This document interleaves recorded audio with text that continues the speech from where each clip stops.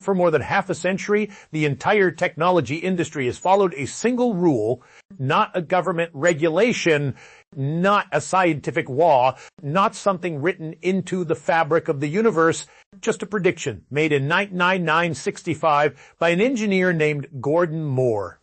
And somehow that prediction ended up shaping almost every piece of technology you've ever touched. Every smartphone in your pocket, every laptop on your desk, every data center powering the internet, every AI model, every cloud service, every modern chip. For 60 years, the formula was simple. Make transistors smaller, pack more of them onto a chip, and everything gets faster. Smaller meant better. Smaller meant progress. Smaller meant the future. And then in Shanghai, something happened that sent shockwaves through the semiconductor world. Huawei stood on a stage and essentially said, the rule is over. Finished, done. Not because they broke it, because they believe they found a way around it. After years of being cut off from the world's most advanced chip-making tools, Huawei claims it spent 6 years quietly developing a completely different path forward, one that doesn't depend on endlessly shrinking transistors. The company says it has already built hundreds of chips using this new philosophy, and if their claims are true, the future of computing may no longer belong to whoever makes the smallest chip. It may belong to whoever rewrites the rules entirely, and honestly, that's where this story gets fascinating. Because this isn't really a story about chips. It's a story about what happens when the path everyone depends on starts running out of road. For most of human history, progress in computing followed a surprisingly simple idea: make things smaller. That was it. Every breakthrough, every faster computer, every new generation of technology ultimately traced back to the same principle: shrink the transistor, fit more of them onto the same piece of silicon. Repeat. Year after year, decade after decade, the formula worked so well that people stopped thinking of it as a prediction and started treating it as a law of nature.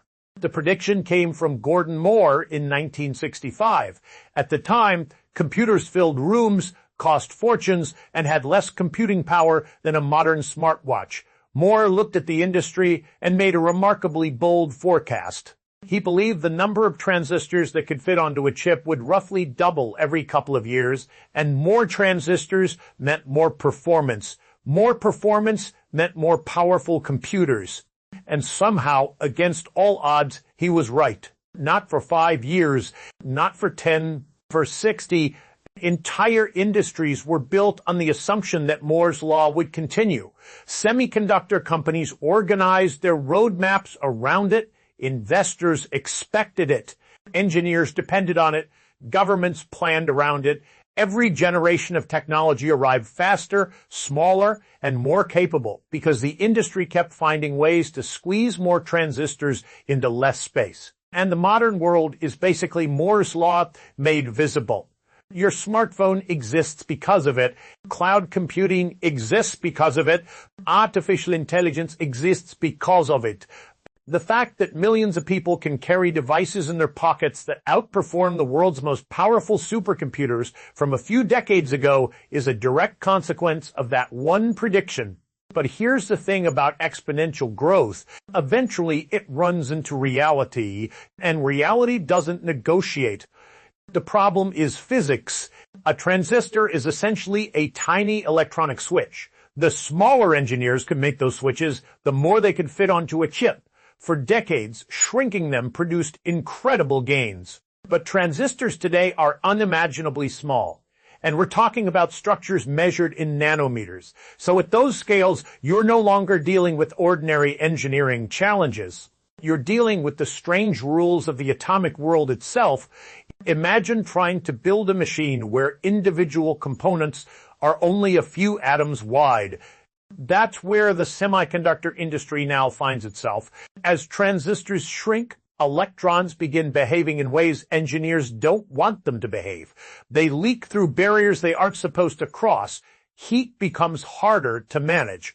Manufacturing becomes exponentially more expensive, and the tools required to continue shrinking chips become some of the most sophisticated machines humanity has ever created.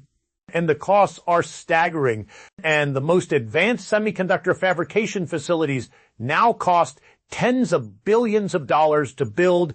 Individual chip-making tools can cost hundreds of millions. Entire supply chains spanning continents exist for the sole purpose of making transistors slightly smaller than they were before. The closer the industry gets to the atomic scale, the harder every additional step becomes. And this isn't controversial. Nobody serious in the semiconductor world believes Moore's law can continue forever.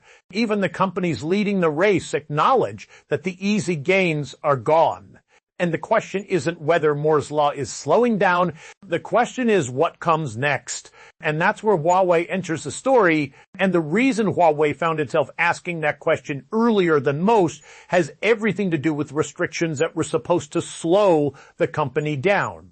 Because here's the twist that makes this story so interesting.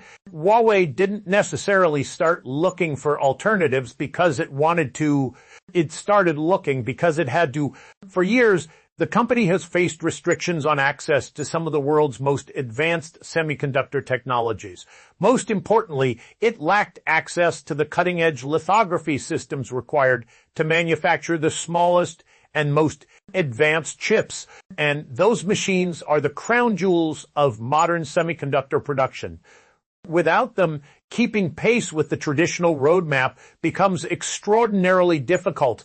To understand why, think of Moore's law as a highway. For decades, every major chip company traveled the same road. The destination was always smaller transistors, faster chips, more computing power. And then suddenly Huawei found part of that highway blocked.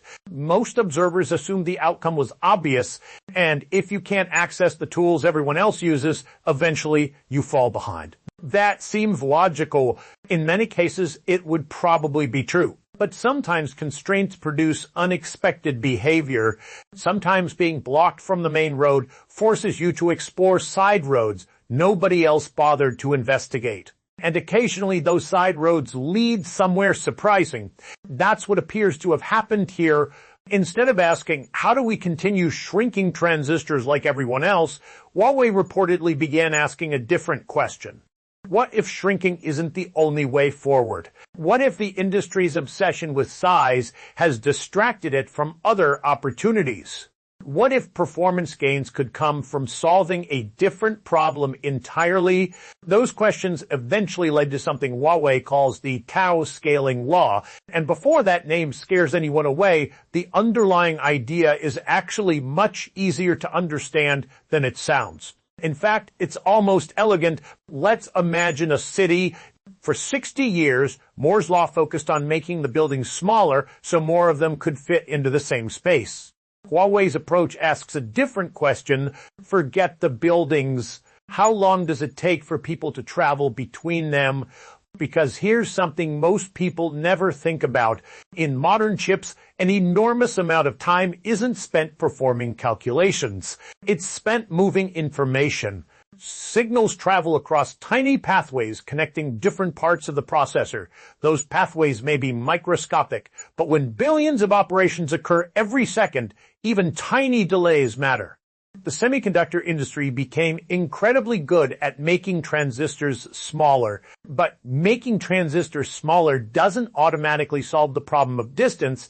Information still has to move. Messages still have to travel. Data still needs to reach its destination. And increasingly, those journeys consume both time and energy. Huawei's reported insight was simple but profound. Instead of focusing exclusively on making transistors smaller, focus on making communication faster. Reduce the distance signals must travel. Reduce the time required to move information around the chip. Attack the delays rather than just shrinking the switches. It's a shift in perspective more than anything else. And sometimes those are the ideas that change entire industries. This is actually one of the reasons I love covering technology stories like this. The most interesting breakthroughs often don't come from doing something harder. They come from asking whether everyone has been solving the wrong problem. If you're enjoying this deep dive so far, consider leaving a like. Not because it helps an algorithm, but because it tells me these long-form explorations are worth making. Some of my favorite videos started as niche topics. That only a small group of curious people cared about. And speaking of curiosity, I'd love to know something. If you had been running a company in Huawei's position, would you have doubled down on trying to catch up using the old rules, or would you have taken the risk of inventing new ones?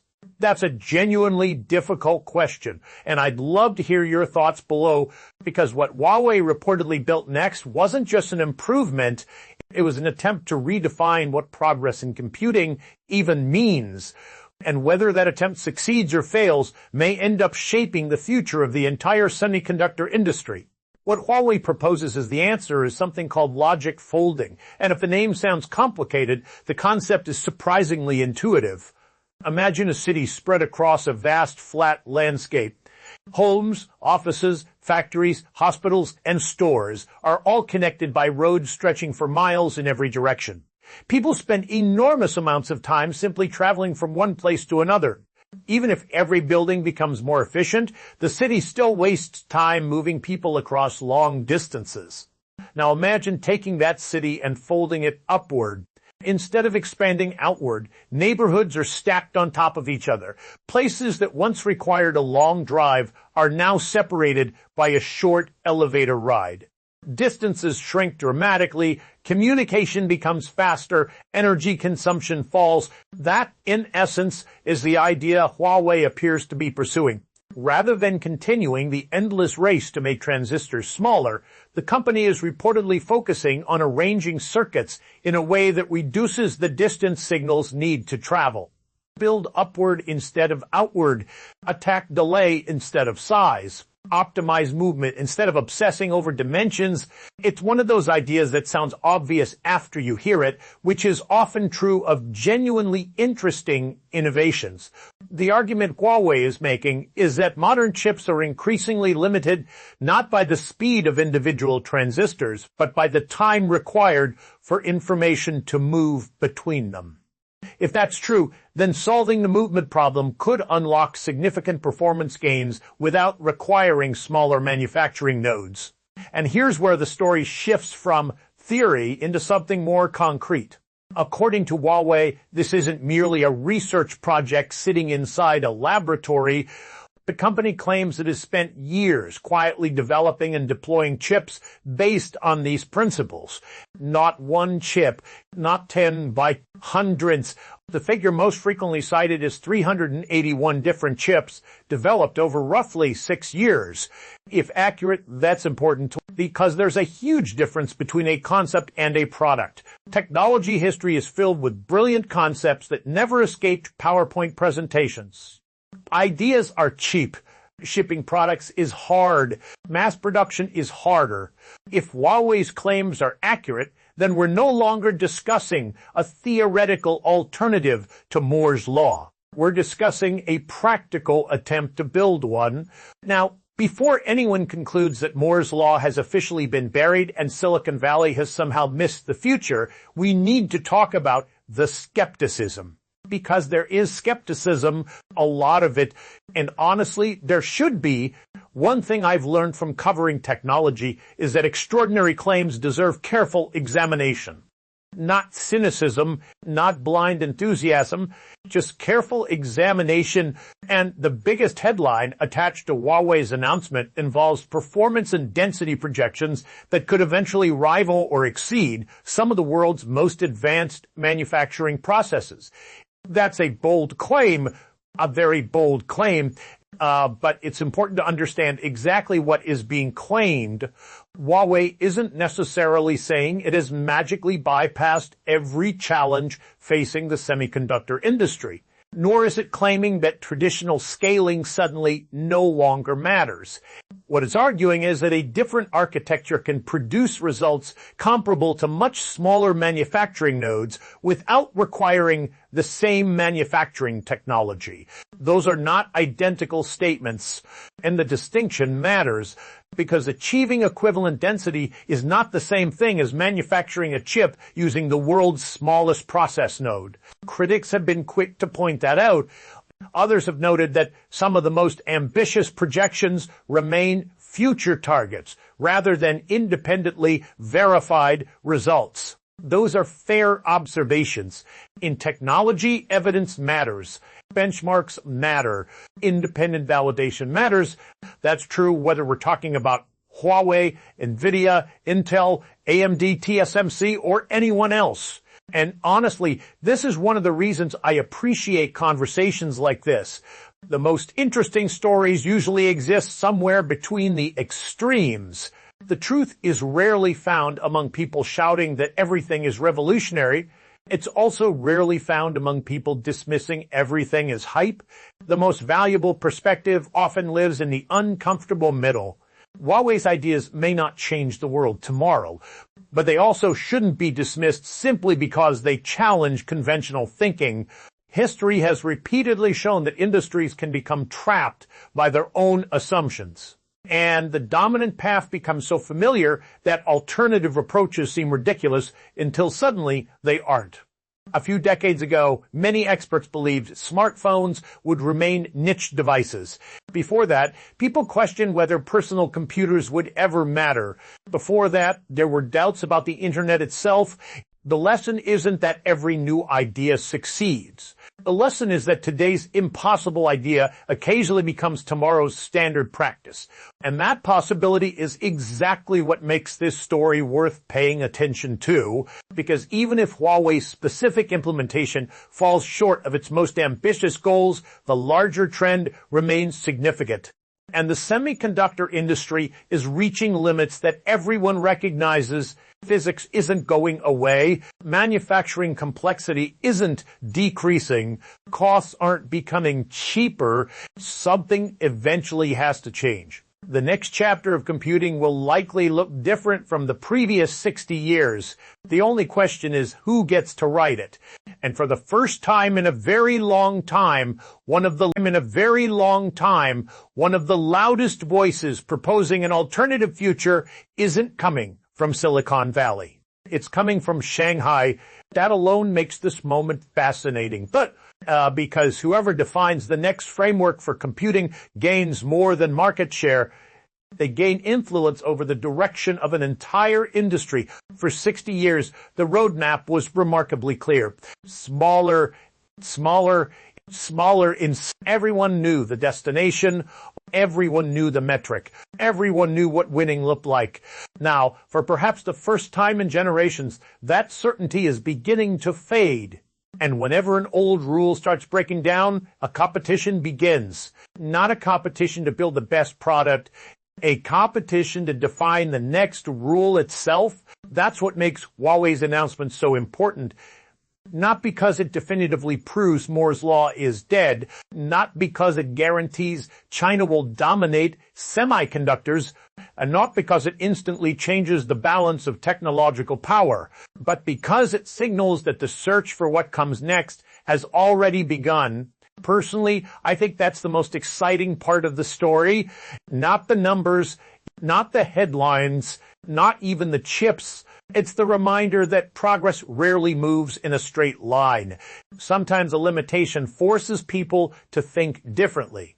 Sometimes a roadblock becomes a detour, and sometimes that detour leads somewhere nobody expected. Before we wrap up, I'd genuinely love to hear your perspective on this. When an industry reaches its limits, do you think the future comes from improving the existing system, or from abandoning some of its assumptions altogether? That's not a rhetorical question. It's one of those debates where thoughtful people can reasonably disagree.